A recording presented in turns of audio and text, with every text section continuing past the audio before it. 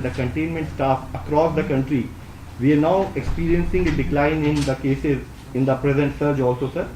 I would really, through you and on behalf of you, sir, would like to thank all the stakeholders who have ensured that we are able to manage this third surge of cases which was fueled by Omicron, sir. And also, sir, all the vaccine manufacturers, vaccinators, and all administrators at field level, sir, who had been supporting this cause of saving precious lives, sir. With these introductory remarks, sir, I would request Institute of Competitiveness, which is an affiliate of Harvard Business School, for a detailed presentation of the independent study which has been taken by them, sir. Good afternoon, Ji. Thank you.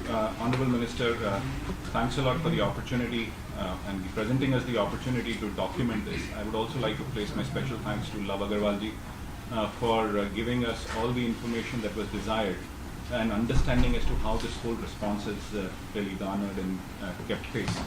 So just quickly, I'll just go through my presentation. I'll not take more than 5 to 7 minutes. That's the time that has been allocated to me.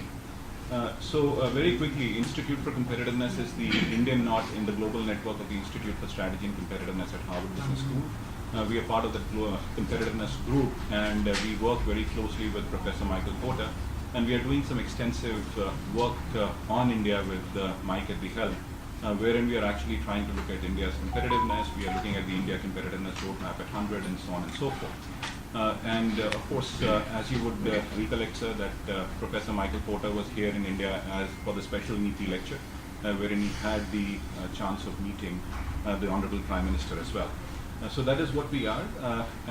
Just quickly moving ahead, I'm the chair for the Institute for Competitiveness, and I am also the visiting scholar and lecturer at Stanford University. So it's absolutely an honor to really work on this. So what I really wanted to share was the whole effort that the government of India has actually done.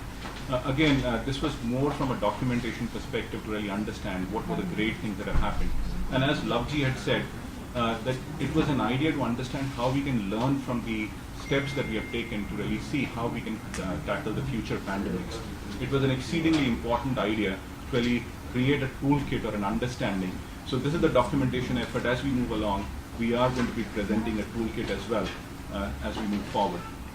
Then of course, as everybody knows, COVID was something that happened in 2020. It just took the world by storm. The question was that how India was really tackling it, and there were some huge positives, as I see. Of course, every country had its challenges. India had its share of challenges. But I think there is something remarkable that has actually happened, and that was in terms of seeing how steps were taken. From my point of view, there was a very huge integration of and commitment from the top, which led to something very remarkable here.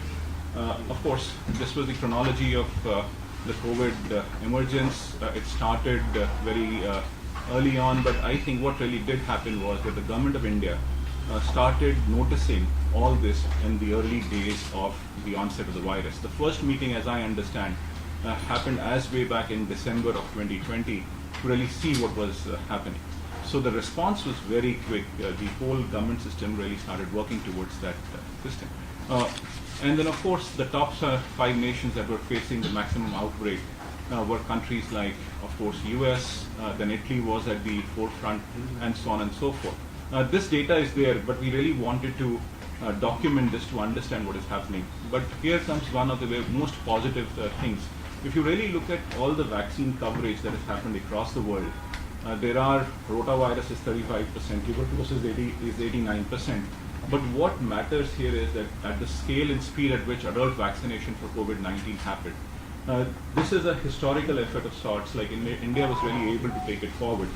There were some other countries which have tried to do this, but I think at the top of the heap, from my understanding, would be that India did a historical effort to really cover the number of people who have been covered until now.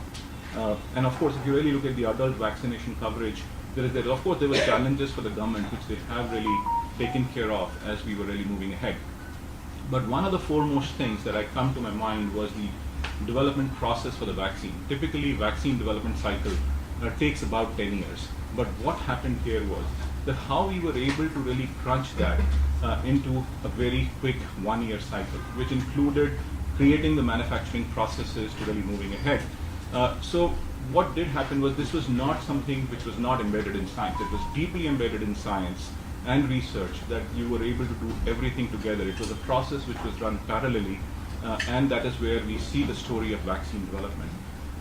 Again, something very quickly, when COVID-19 vaccine development had to happen, it started, the first meeting happened in 2020 or early 2020 itself. And this shows a very preemptive move. In fact, India was one of the very few countries which was talking about vaccine development very early on during the onset of the disease. And if you really look at it, it was actually a movement or that was created wherein a lot of people were getting involved. It was not a single person effort. It was a multi-player, multi-stakeholder effort that we could see. Of course, DBT played a key role here. In fact, that is where Ministry and the Ministry of Health and DBT were working for creating the vaccine. And then there was a license that was granted. And a lot of players were there, but there were two very critical players that you do see that did emerge. One was, of course, Serum, that was Covishield, and then Bharati Biotech, which was Covaxin. That did happen out of this. And very important that India did align itself to the world. Because if you really look at the science and how things were happening, India did align itself to the world to really create that vaccine. There was a lot of knowledge transfer. If you really look at it, this was an effort which showcased India's scientific capability. Because a lot of people will always criticize that the R&D capacity for the country or whatever, but this is where India did show to the world that this is something huge, that we can actually talk about science and we can be at the forefront of how we really develop the solutions. And Covaxin is actually a reflection of that very, very clearly. And then, of course, the COVID vaccine development timeline, it was a rapid development process. I leave the slides for you, but I'll quickly move through all this information. But the most important here is that how this timeline was really looked at. From 11th March to 2020 to where you get approvals, which was very, very quick.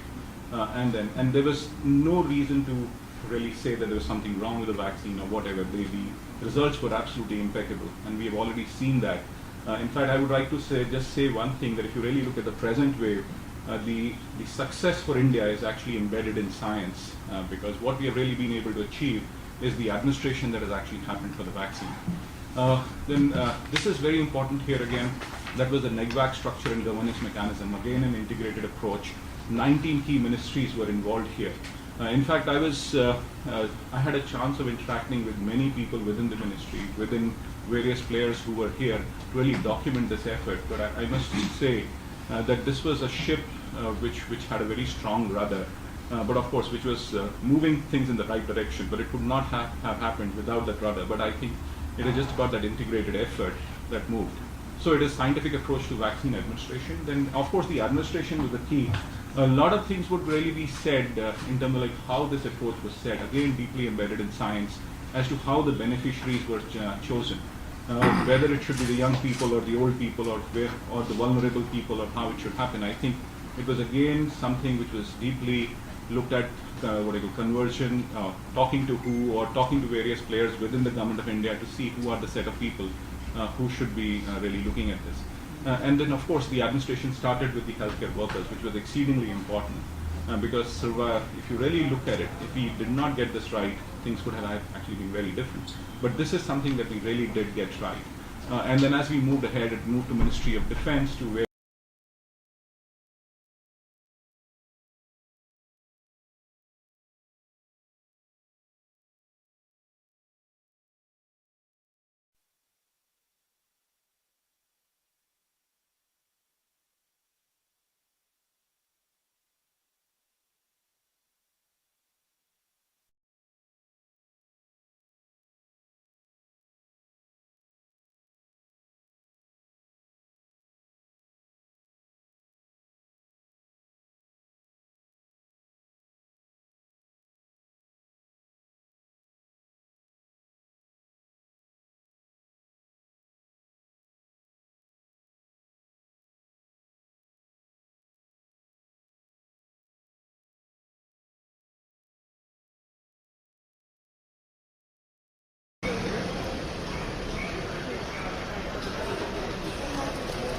राष्ट्रवादी कांग्रेस के प्रवक्ते अल्पसंख्याक मंत्री थोड़ा आगे लो ना यार, थोड़ा आगे लो, थोड़ा आगे। सुबह से हम लोग इधर खड़े, थोड़ा आगे लो।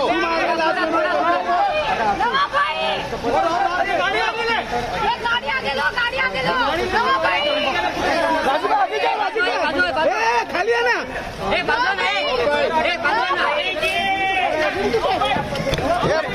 मेघा अरे पुढे पुढे आगे लो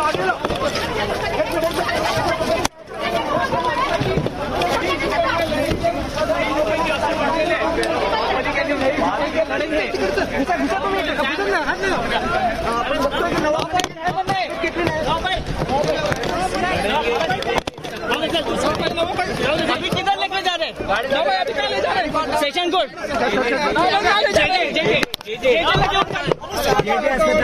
लेकिन डरेंगे नहीं। सर जीतेंगे। लड़ेंगे और जीतेंगे।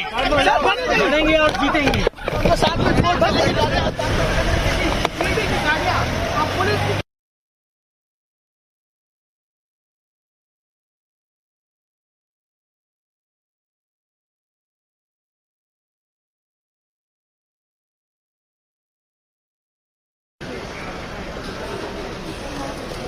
राष्ट्रवादी काँग्रेस के प्रवक्ते अल्पसंख्याक मंत्री